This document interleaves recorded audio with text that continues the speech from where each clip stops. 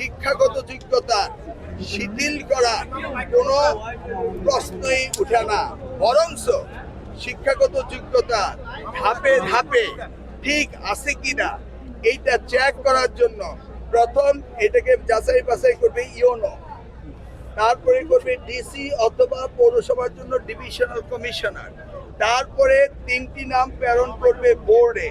স্ব বোর্ড যাচাই বাছাই করে উপযুক্ত ব্যক্তি, শিক্ষিত, সমাজসেবী, শিক্ষা অনুরাগী যাচ্ছে কিনা সেইটা আমরা চিন্তা করছি।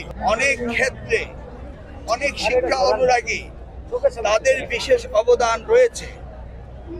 এই অবদান যারা রয়েছে বা যারা ডিপ্লোমা ইঞ্জিনিয়ার, তারা তো ডিগ্রি না, এই ধরনের যারা শিক্ষা অনুরাগী, শিক্ষিত এবং সমাজে যাদের অবদান রয়েছে তাদেরকে কিভাবে অ্যাকোমোডেট করা যায় সেই বিষয়ে আমরা আলোচনা করেছি। আলোচনার শেষে আমরা বলেছি যে এটা এমপি এবং প্রধানমন্ত্রী পর্যায়ে আমরা আলোচনা করে আমরা সিদ্ধান্ত নিব কিভাবে শিক্ষার মান উন্নয়ন এবং ম্যানেজমেন্ট কমিটির গুরুত্ব আরো বাড়ে। কোথাও বলা হয় নাই শিথিল করা হবে।